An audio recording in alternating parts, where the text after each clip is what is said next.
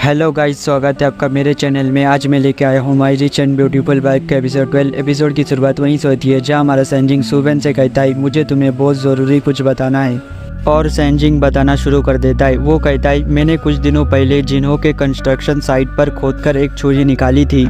उस छुरी को एक मनहूस शक्तिशाली अभिशाप से श्रापित किया गया था, और वो छुरी मिस्टर चैन के हाथ के ब्रेसलेट की तरह है। उस ब्रेसलेट में भी ऐसा ही अभिशाप है।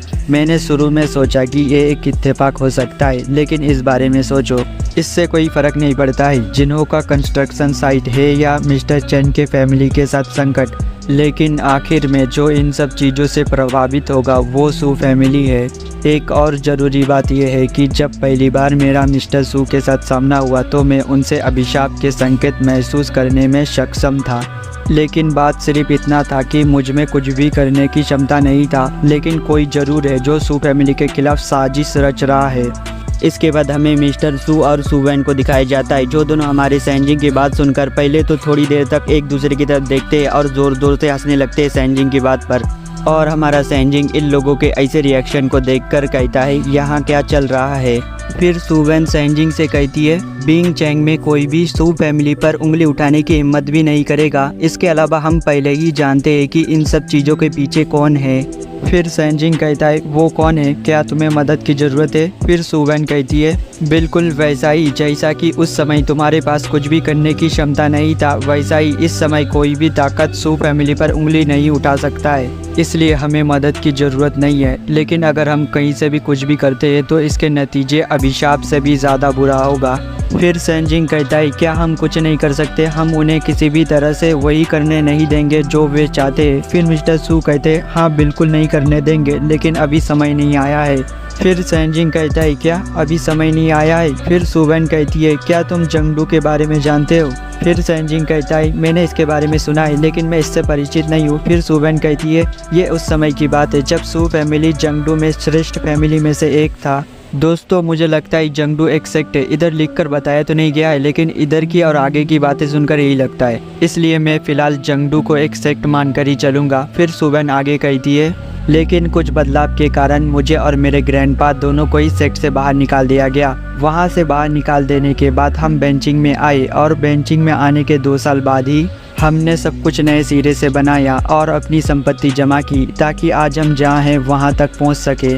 लेकिन तुम जानते होगे कोई भी हमेशा टॉप पर नहीं रह सकता, और सू फैमिली सर्वशक्तिमान भी नहीं है, इसलिए हमारे दुश्मनों ने कुछ समय बाद ही हमें ढूंढ लिया और वे लोग हम पर हमला करने लगे। लेकिन मैं उन सब लड़ाइयों के बाद इस तरह का ज़िंदगी जी पाने में सक्षम होने के लिए हमें खुशकिस्मत मानता हूँ। फिर सैनजिंग कहता है मैं शायद नहीं जानता कि सू फैमिली के साथ क्या हुआ था, लेकिन मैं तुमसे वादा कर सकता हूँ कि मैं तुम्हारे सारे अपमान का बदला लूँगा। फिर सुवेन कहती है तुम्हें लगता है मैंने इससे पहले इसके बारे में कभी नहीं सोचा? मैं उस बेइज्जती को कभी नहीं भूल सकती। एक दिन मैं उन्हें उसी बेइज्जती का मजा चखाऊंगा। और पता नहीं अचानक से कुछ सोचकर सुवेन शर्माने लगती है और हमारे सैनजिंग से कहती है वैसे भी मैं जो कहना चाहती थी वो ये है कि तुम्हें पहले खुद का ख्याल रखना चाहिए। और जहाँ तक बात रहा सू फैमिली की मामले का, तो वो जैसे जैसे हम आगे बढ़ेंगे तो सू फैमिली के मामले हल हो सकते हैं। फिर सैनजिंग बहुत कूल अंदाज में कहता है 3 साल के समय में मैं तुम्हें जंगडू के शिखर पर खड़ा करूँगा, जहाँ से तुम नीचे पूरे शहर को देख पाओगी, ऐसे ही जैसा कि इस शहर में तुम देख सकती हो। फिर सुवेन सैनजिंग की बात सुनकर मुस्कुराने लगती है और कहती है तो फिर मेरे पास तुम्हारे लिए एक टेस्ट है, क्या तुम अकेले ही डी फैमिली के साथ मामले को हल कर पाओगे? फिर सैनजिंग कहता है हाँ बिल्कुल। इसके बाद यहाँ से सीन शिफ्ट पर हमें डी फैमिली के घर का सीन दिखाया जाता है, जहाँ डी रुइजी अपने फादर को जो कुछ भी उसके साथ हुआ वो सब कुछ बता दिया होता है, और उसका फादर वो सब सुनकर कहता है सच में? फिर डी रुइजी कहता है हाँ फादर, यहाँ तक कि मैंने कुछ किया भी नहीं था, लेकिन वो मेरे पास बस आया और मुझे पीटा। आप मेरे बाजू की तरफ देखिए, वे ज़ख्मी हो गए हैं। और मैंने उसके बारे में सुना है कि उसने सू फैमिली के बिजनेस मीटिंग में किसी को पीट कर मार ही दिया था। फादर मैं शायद मर सकता हूँ अगर आपने कुछ भी नहीं किया तो। दोस्तों इधर डी रुइजी के फादर का नाम नहीं बताया गया है, इसलिए मैं मिस्टर डी कहूँगा उन्हें। फिर मिस्टर डी गुस्से से अपने बेटे का चेहरा पकड़ते और कहते हैं तुमने डी फैमिली के नाम के बताने के बाद भी उस लड़के ने तुम्हें पीटा? फिर डी रुइजी कहता है हाँ फादर। और मिस्टर डी अपने बेटे की यह बात सुनकर उसको साइड में फेंकते और कहते अगर वो किसी को लगभग मार सकता है तो वो तुम्हें इतनी आसानी से जाने नहीं देगा। या फिर ऐसा इसलिए है क्योंकि वो इतना ज़्यादा डरा हुआ था कि उसने भागने का रास्ता खोजने की कोशिश की लेकिन उसे मिला नहीं, इसलिए डर के मारे उसने जल्दबाजी में ये सब कर दिया। और मिस्टर डी ये सब करने के साथ साथ अपने कपड़े भी पहन रहे होते कहीं पर जाने के लिए।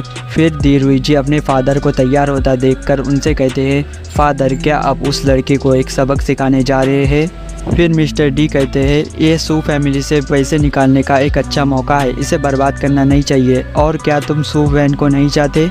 लेकिन तुम फिक्र मत करो, तुम्हारा यह सपना जल्दी पूरा होने वाला है। इसके बाद यहाँ से सीन शिफ्ट होकर हमें मिस्टर सू के घर का सीन दिखाया जाता है, जहाँ मिस्टर डी आ चुके होते हैं और वो बहुत ज़्यादा गुस्से में अंदर की ओर जा रहे होते हैं। लेकिन मिस्टर सू के नौकर उसे अंदर जाने से रोक रहे होते हैं और कहते हैं, मिस्टर डी आप यहाँ अंदर नहीं आ सकते, प्लीज़ रुक जाइए। लेकिन मिस्टर डी इन लोगों की बात को बिल्कुल भी नहीं सुनते और अंदर आ जाते और कहते हैं, ये क्या है? यहाँ तक कि एक बंदा भी सू फैमिली में से अपने गेस्ट को वेलकम करने के लिए नहीं आया। लेकिन यहाँ मिस्टर सू या सूबेन नहीं होता है, बस हमारा सैनजिंग यहाँ पर बैठा हुआ रहता है। वो मिस्टर डी से कहता है, क्या तुम डी रुईजी के फादर हो? फिर मिस्टर डी कहते हैं, हाँ, और क्या ये तुम ही थे जिसने मेरे बेटे को पीटा था? फिर सैनजिंग कहता है, वो एक जूनियर होकर सीनियर मास्टर सू के सामने बहुत बड़ा हंगामा किया, इसलिए मैंने उसे एक सबक सिखाया। तो क्या मेरे उसे एक सबक सिखाने में तुम्हें कोई प्रॉब्लम लगता है? और हमारा सैनजिंग ये सब कहने के बाद अपने मन में कहता है, मैं भी एक जूनियर हूँ, इसलिए इसे एक बेस बनाने की कोशिश करना थोड़ा बुरा लग रहा है। फिर मिस्टर डी कहते हैं, हाँ तुमने जो कहा वो सही कहा, लेकिन फिर भी सू फैमिली या यहाँ तक कि तुम उसे सबक सिखाने के काबिल नहीं हो। मिस्टर सू और सूबेन वे बस एक दादा पोती की जोड़ी है जिनके पास जाने के लिए कोई जगह नहीं था और वे किसी तरह से बिंग चैंग के लिए अपना रास्ता ढूंढने के लिए कामयाब हो गए और वे यहाँ आकर बस गए।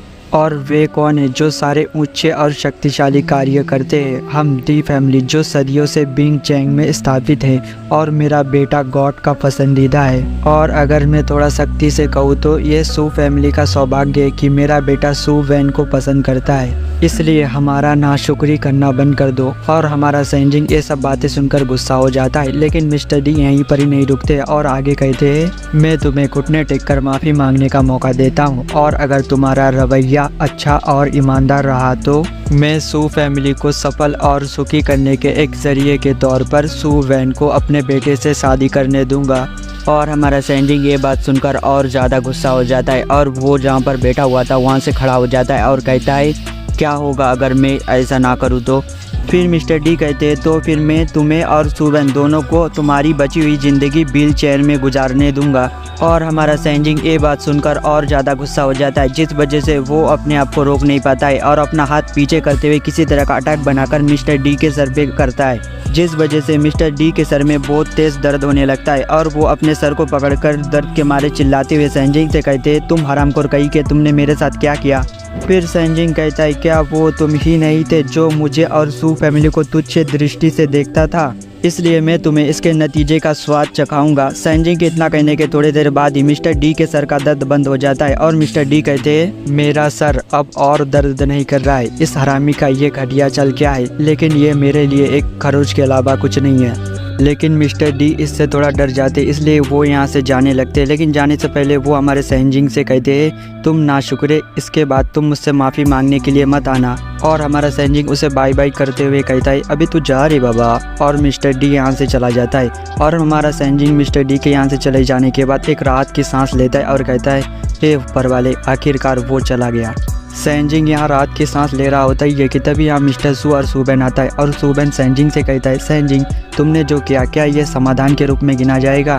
फिर सैनजिंग कहता है, मैंने जो उसके ऊपर स्किल इस्तेमाल किया वो एक अभिशाप है। उस अभिशाप से भले ही उसके स्वास्थ्य पर असर ना पड़े, लेकिन उससे उसकी मानसिकता को बहुत नुकसान होगा।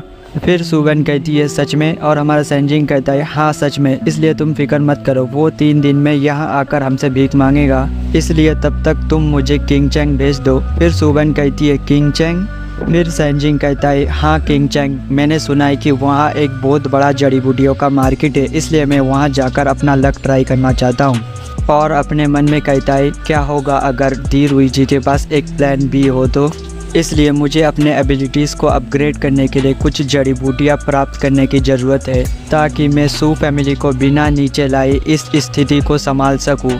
और दोस्तों मैं आज के एपिसोड एक बार ख़त्म करना चाहूँगा, लेकिन दोस्तों 1 मिनट रुकिए, मेरी बात को सुनकर जाइएगा। दोस्तों मेरी वीडियो इसलिए इतनी लेट है क्योंकि इस मांगा का जो राइटर है ना, वो बहुत ज़्यादा सस्ते नशे करके लिखता है। बहुत जगह पर ऐसी चीज़ें लिखता है जो उस जगह पर बिल्कुल भी मैच नहीं होता है, और बहुत जगह पर आधा अधूरा लिखता है, जिस वजह से मैं अगर आप लोगों को वो सब बताऊंगा तो आप लोगों को बिल्कुल भी समझ में नहीं आएगा। इसलिए मुझे अपने हिसाब से बनाकर बताना पड़ता है आप लोगों को। और अगर आप लोगों को मेरी बात पर विश्वास नहीं है कि भाई तू झूठ बोल रहा है, ऐसा नहीं है, तो जानबूझकर वीडियो लेट आ रहा है, तो बहाना बना रहा है, तो मैं आप लोगों को इसका नाम बता देता हूँ, आप वहाँ जाकर देख लीजिए। इस मांगा का नाम my beautiful and wealthy wife है और मैं इसके चैप्टर 11 पर हूँ। आप लोग क्रोम पर इस मांगा को सर्च कर पढ़कर एक सही से स्टोरी बनाकर देखिए, आप लोगों को खुद ही समझ में आ जाएगा कि इस मांगा का राइटर कितना ज़्यादा घटिया राइटर है। इसलिए जिसको इंग्लिश पढ़ना आता है, मैं चाहता हूँ कि वो एक बार जाकर इस मांगा को पढ़कर देख लीजिए और मुझे बताइए कमेंट में। चलिए अब इस वीडियो को यहीं पर ख़त्म करते हैं, अब अगले वीडियो में मिलेंगे।